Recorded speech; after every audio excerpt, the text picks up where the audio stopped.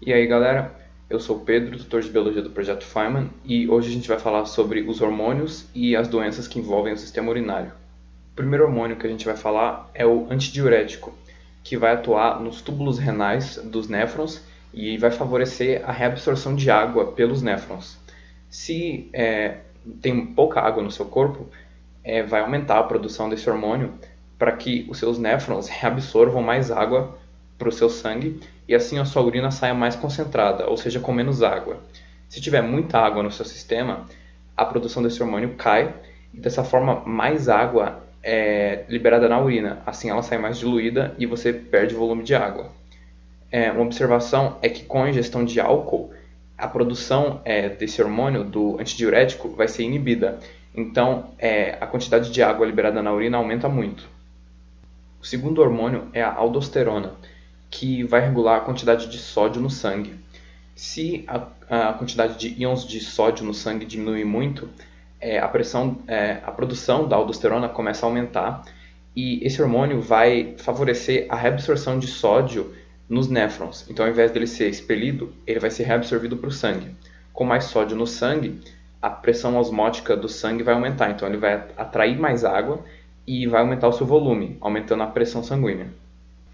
Outra forma que o sistema urinário controla a pressão é quando ocorre um aumento na pressão nos átrios do coração.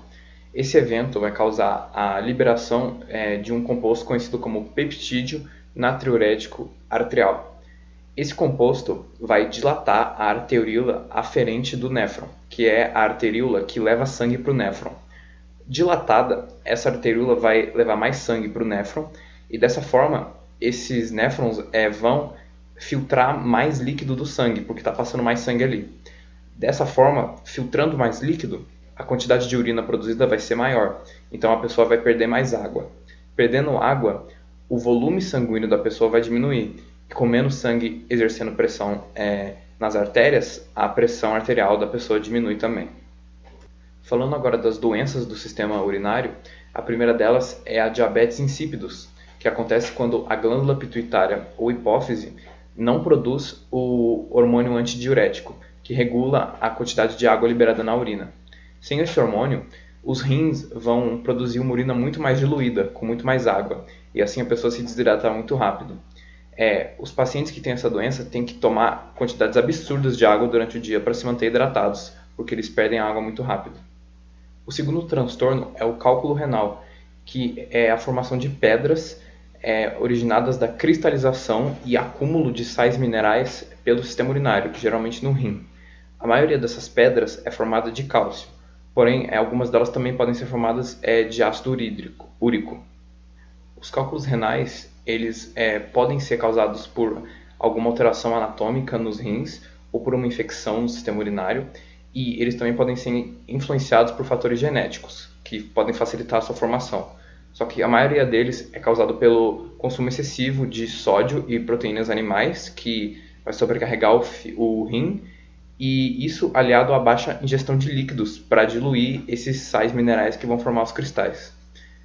Para diagnosticar essa doença, são necessários exames médicos, como as radiografias e ecografias abdominais, e os homens são 2 vezes mais prováveis de desenvolver cálculos renais, geralmente nas idades entre 20 e 40 anos.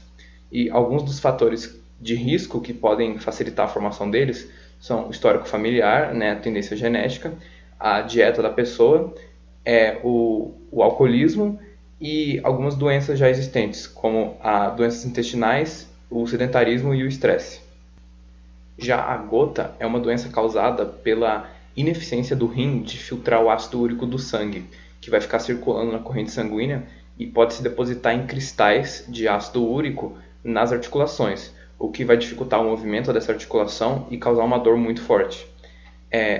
Para evitar que esse problema piore, os portadores de gota têm que evitar certos alimentos, como os mariscos, sardinha, salmão, bacon e fígado.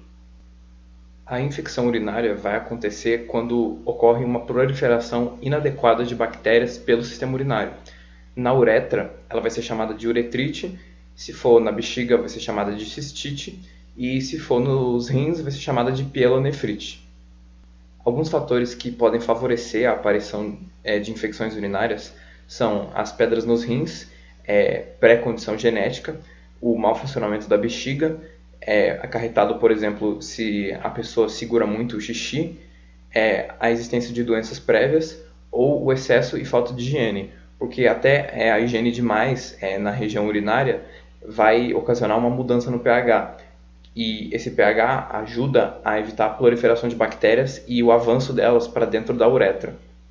No caso de falha na filtração dos rins, muito grave, a pessoa vai ter que ser submetida ao procedimento de hemodiálise, que é quando a corrente sanguínea dela é conectada a uma máquina e o sangue dela vai circular nessa máquina tentando replicar o trabalho dos rins com diversas membranas e filtros para retirar substâncias tóxicas e devolver esse sangue filtrado.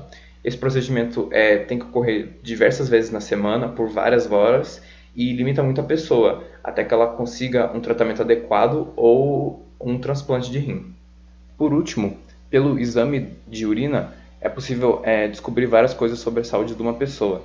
Primeiro, nas características físicas da urina, ela precisa estar com uma cor amarelo claro, não pode ter turbidão, o líquido tem que estar bem translúcido, não deve haver sedimentação de materiais dentro do frasco da urina, a densidade tem que estar num parâmetro correto para determinar que a concentração de excretas está correta em relação à quantidade de água, e a acidez também tem que estar no parâmetro correto. Na análise química, os compostos que são analisados aqui não podem estar presentes na urina, porque se eles estiverem, quer dizer que eles estão sendo filtrados quando não deveriam ser pelo seu rim. Talvez porque eles estão em quantidade excessiva no seu sangue e aí eles estão sendo filtrados sem intenção. E no exame microscópico de sedimento é analisado quais elementos existem na sua urina. Como, por exemplo, podem ser encontradas bactérias e fungos que podem indicar algum caso de infecção. Então, galera, por hoje é isso. Espero que vocês tenham entendido a matéria. Lembre-se de acessar o AVA para terminar de estudar para a prova, que já é essa semana. E lembre-se que ninguém é grande demais que não possa aprender, nem pequeno demais que não possa ensinar. Obrigado.